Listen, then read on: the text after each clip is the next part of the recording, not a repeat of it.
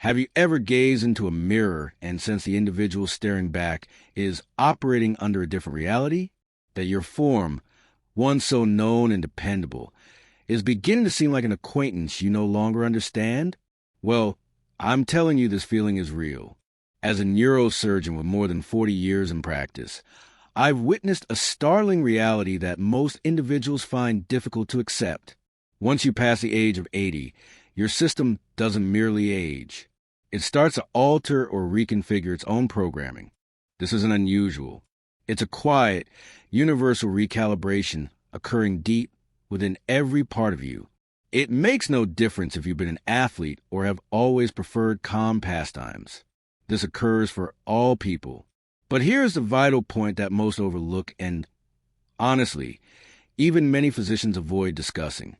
Your physique isn't just deteriorating. That is not the complete picture. It is changing its approach. It is selecting endurance over high function. It's a significant transformation in its core purpose. I've observed this fact in countless patients throughout my career. Wonderful people who abruptly feel confused, angry, or even terrified by these shifts in their own forms. They are concerned about brittleness, about exhaustion, about memory lapses. And these new biological laws can either speed up those exact anxieties or, if you comprehend them, they can in fact help safeguard you. In this presentation, I'm going to guide you through the 5 essential biological shifts that occur after you reach 80. We are not simply going to catalog issues. More critically, I will clarify what your system is attempting to communicate, so you can finally learn to cooperate with it, not fight it. And I sincerely ask you to remain with me until conclusion, because number 3 is a transformation taking place deep inside your mind as we speak. Comprehending it can silently decide not just your lifespan, but the tranquility you'll experience in your later days. Is it that critical? Everything I will share is not merely my view. It's supported by robust modern science from top-tier establishments like Harvard and esteemed journals like The Lancet Healthy Longevity. I verified all the references are listed in the description underneath, so you can examine every detail personally. Now, before we start, I genuinely wish to see how many of us are sharing this journey. If what I've just explained resonates with you, or if you witnessed it in a loved one, please take a second and comment a simple yes underneath. It assists me to comprehend, and more significantly, it demonstrates to others in our group that they are not by themselves. Okay, let's begin. All right, let's start with number 5. Number 5. Your taste receptors diminish, and meals cease to feel like nourishment. It frequently begins so subtly you hardly even detect it. Your preferred chicken soup, the one that always gave you solace, abruptly seems flavorless. That deep morning brew doesn't appear to have the same robust flavor any longer. You may believe you're just being fussy or that the food companies have altered their formulas, but I'm telling you this is something far more significant. It is a deep biological alteration occurring right on your tongue. Scientifically, what's happening is simple, yet it alters everything about how you perceive one of life's finest joys. By the time you are 80, studies indicate you might have lost almost 70% of your taste receptors. These microscopic sensors shrink. They become less distinct. And importantly, they do not regenerate as rapidly or as effectively as they did in your younger days. Each taste bud previously had a brief 10-day lifespan before being swapped for a new one. Now, that renewal mechanism has slowed significantly, but that's only part of the tale. The central reason this becomes so apparent after 80 is also connected to something else. Wetness. Your salivary flow starts to decrease quite significantly. Consider saliva as a transport vehicle for taste. It collects the flavor particles from your meal and brings them straight to your taste buds. Without sufficient those transport vehicles, the flavor, well, it never arrives. The outcome is what many of my patients call taste apathy. Food begins to seem dull, like a quieter version of its former self. And this is where a silent, hidden risk emerges. When food lacks flavor, what is our most innate human reaction? We grab for the salt.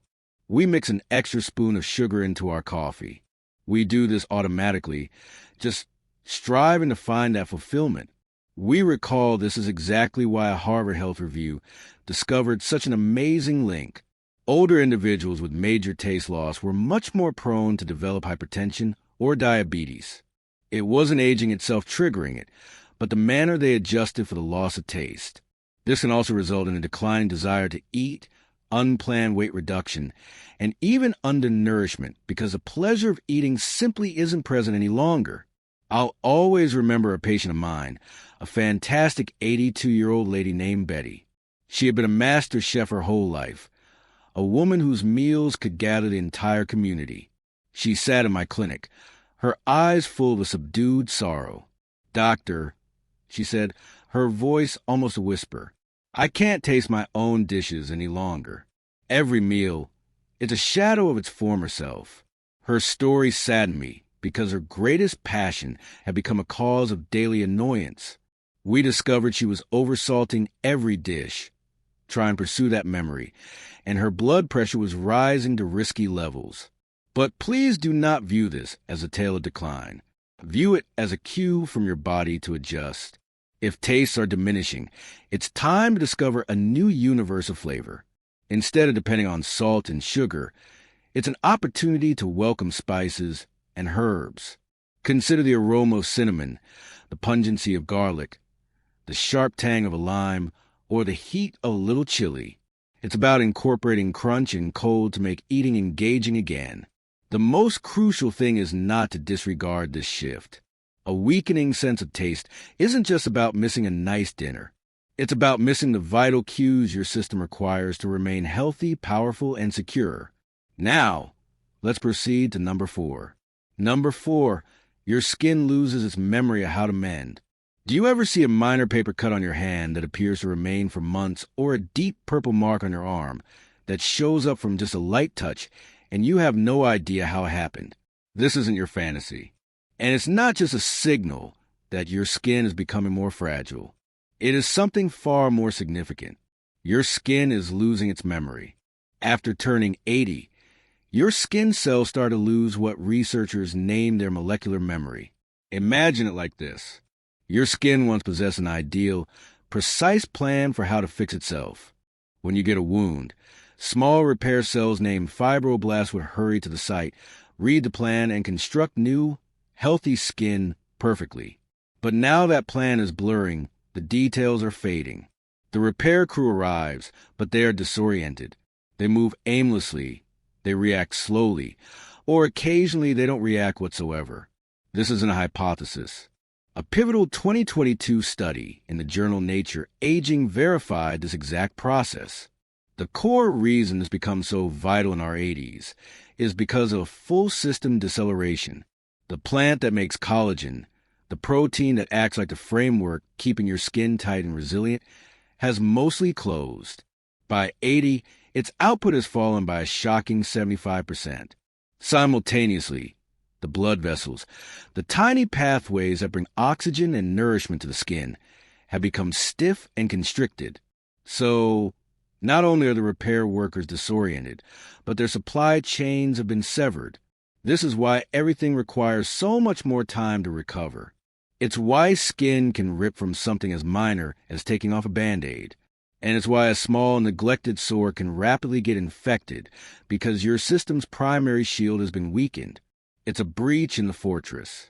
I recall an 83-year-old patient, a delightful woman named Linda. She was a gardener, and she came to me presenting her hand in annoyance. There was a small scratch on her finger from a plant thorn. "It's been here for 3 weeks. Doctor," she stated, "I keep washing it. I apply cream on it, but it just won't seal." Her test results were all fine. She didn't have a disease. It was purely that her body's repair team had forgotten how to complete the task. But the answer here is not annoyance. The answer is attention. When your skin sends you this signal, you must hear it. This is your body informing you it requires more shielding.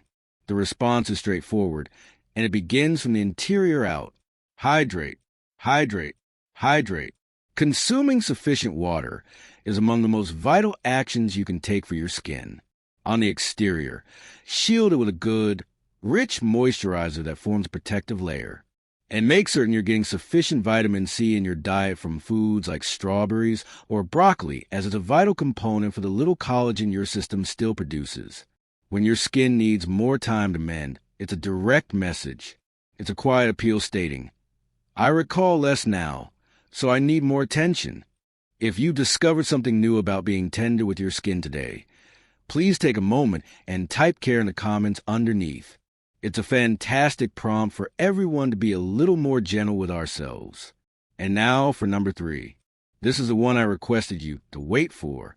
Number 3, your brain begins reorganizing itself. This is the one that concerns individuals the most. It's the sensation that lies at the core of our most profound anxieties about growing older. It's entering the kitchen and standing there utterly puzzled, forgetting why you entered. It's fighting for a name that was formerly right there. It's waking up completely alert at 3 a.m. for no clear reason. It can feel like your mind is betraying you, like you are losing your identity. But I am here to tell you what is occurring is something much more incredible and in many respects more astonishing than you can conceive. Your brain is not just decaying. It is dynamically reorganizing itself. You see, over 8 decades, the neural pathways in your brain, the valuable white matter that links your ideas and recollections, have experienced heavy use. Some of those routes have worn down or become blocked. So, to endure, your brain does something amazing. It becomes an expert pathfinder. It creates alternate routes. It redirects the flow of your ideas around the obstructions and fading connections. A 2022 study in Nature Neuroscience depicted this as the brain's astonishing method of making up for wear and tear. Now, the core reason this feels so odd is that this procedure isn't flawless. It's an adaptation, and it clarifies everything. It's not dementia. It's rerouting. An idea that previously traveled a direct freeway now must take a meandering back road. That's why your response time might be a bit delayed. It's why your equilibrium might feel somewhat unstable. The message is still arriving. It's just taking a longer, indirect path. And here's the most stunning aspect of this biological shift. The brain is tactical. In its reorganization, it reorders its priorities. It starts to release technical data, but clings with tremendous force to sentimental recollections. This is why you can recall the scent of your grandmother's cooking from 70 years ago with perfect, vivid clarity. But you can't recall what you ate for lunch the day before. Your brain is selecting emotional bonds over factual data. I once spoke with an 84-year-old former engineer named John. He was an intelligent man who previously built bridges.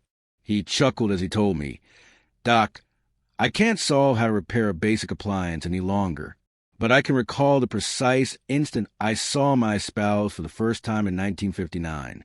I recall the tune that was playing what she wore. I recall it like it was today. His brain wasn't betraying him. It was safeguarding what was most important. So, please, when you halt mid-sentence or forget an appointment, do not fear. Do not succumb to terror.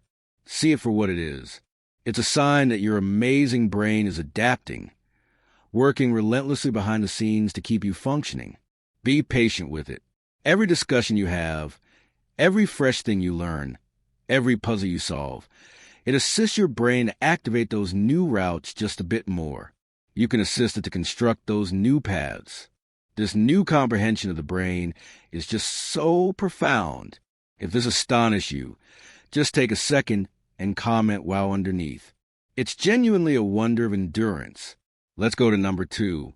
Number 2, your muscles start consuming themselves. This change isn't sensed in your thoughts, but deep in your bones, in your arms and your legs. It's not a sense of being exhausted from a busy day. It's a different sensation completely. A sensation of being empty. The sense that your power, your force has been quietly extracted from the inside. This is an actual medical issue named sarcopenia, and it is one of the most hazardous yet unseen robbers of our self-sufficiency. As we get older, it sneaks in gradually, turning power into rigidity and steadiness into a perpetual fear of stumbling. The science behind it is both harsh and clear. All your life, your system has sustained a fine balance between creating new muscle fiber and dismantling old muscle. After 80, that structure fails. The commands to build new muscle, controlled by hormones that have now crashed, become quiet and feeble. But the breakdown persists. Your body and its mission for survival requires a constant supply of energy to power your most essential organs, your brain and your heart. So where does it obtain it? It starts to gather it from the most accessible source. It begins to consume its own muscle tissue. This is the heart of why feeling feeble after 80 is so distinct. Your body is literally burning its own structure to keep the core functioning. It is dismantling your muscles to release the amino acids it requires to operate. And this process has catastrophic effects that you can sense every single day. It's the reason why a simple stumble on a carpet can lead to a disastrous fall. The brain sends a command to a leg muscle to stabilize you, but the muscle that's supposed to be there is reduced and feebler. The American Journal of Medicine discovered that older adults with sarcopenia are 5 times more prone to fall and endure a break. It's also why recovering from a simple cold or the flu can take so much longer. Your muscles are a vital reserve for your immune system. When that reserve is depleted, your body's defenses are compromised. It has no extra reserve. I will always remember a patient of mine, an 83-year-old former farmer named Bill. This was a man who, in his prime, had lifted hay bales like they were feathers. He was the essence of power. When I met him, he looked at me with sharp eyes and said something I'll always remember. "Doc, I'm not fatigued." He clarified. "I'm empty." He had perfectly explained the process of his own system, using his muscles for survival. But this is not a final verdict. It is a summons to act. You can resist, and you must. The answer is elegantly simple. Protein and activity. Your body is begging for raw materials. You must supply them with each meal a bit of fish, some lentils, an egg, and a glass of milk. And you must transmit the signal that those muscles are still necessary. You don't have to visit a fitness center. A brief stroll down the street, lifting a water bottle a few times while you watch a show, rising from your seat without pushing with your arms. Every single motion, no matter how minor, is a potent message to your system that states, "Do not decommission yet. I still require this power. I am still present." And finally, we get to number 1. This one is possibly the most unsettling of all. Number 1, your sleep rhythm reverses. This change occurs in the quietest, most defenseless hours of the night. It's when you're supposed to be sleeping, restoring, and recovering. But after you turn 80, your internal sleep rhythm, the lovely biological cycle that has directed your nights and days for your whole life, starts to invert itself entirely. Abruptly, you find yourself gazing at the ceiling at 3 o'clock in the morning, your thoughts fully alert. Then you're napping in your recliner right after your morning meal, and by the time the dusk starts to fall, you feel a surge of tiredness you can't resist. This isn't just a period of sleeplessness. It is your brain's central clock losing its synchronization with time itself. Deep behind your eyes, in a region of the brain called the suprachiasmatic nucleus, you possess a small group of about 20,000 nerve cells. This is your body's central clock. For 80 years, it has utilized the cue of light from your eyes to instruct your body when to release melatonin, the hormone that induces sleep, and when to release cortisol, the hormone that makes you feel aware and energetic. But as we age, our eyes themselves transform. The lenses can yellow and they take in less light. The cues that reach that central clock become unclear, weak, and mixed up. Your body still desires to sleep and wake. It just no longer knows the timing. This is what researchers name advanced sleep phase syndrome. And a 2022 sleep medicine analysis found it impacts nearly 60% of individuals over 80. The core reason this is so risky is that when your sleep rhythm fails, everything else loses synchronization with it. It's like a symphony where the conductor has left. Your body heat might drop at the incorrect time. Your digestion might start trying to process food in the middle of the night. Your pulse can become irregular. Your entire system, which depends on this rhythm, is thrown into disorder. But the most vital result occurs inside your head. Deep sleep is not just repose. It is your brain's nighttime cleansing cycle. An amazing process called the glymphatic system starts, clearing away poisonous waste proteins that accumulate during the day. When your sleep becomes light and broken, when you're rousing every few hours, that cleansing cycle fails. It cannot finish its work. And one of the toxic proteins that remains is beta amyloid, the exact same protein that is the signature of Alzheimer's disease. In the simplest terms, losing sleep means you are losing defense for your mind. I once had a patient, an 82-year-old woman named Helen, who described it perfectly. She stated, "I feel like my nights and my days have traded places. I wake up when the world is silent, and when I finally become drowsy, it's morning time." Her lab tests were okay. Her health was otherwise stable, but her internal cycle was broken. We began her on a simple, cost-free treatment. We ensured she sat near a sunny window for 20 minutes each and every morning, and we lowered the lights in her house an hour before sleep. Within weeks, the difference was astounding. "It's like my system finally rediscovered its rhythm again," she told me with tears of joy in her eyes. You can do this, too. You can assist re-educate your body's clock. Welcome the morning light. Keep your eating times regular. Establish a calm, low-light ritual in the night. These are not just pleasant routines. They are potent cues you are sending to your brain. It is you reclaiming command of your own cycle. Because at this stage, sleep is no longer passive. It is a deliberate act of survival. So there you have it.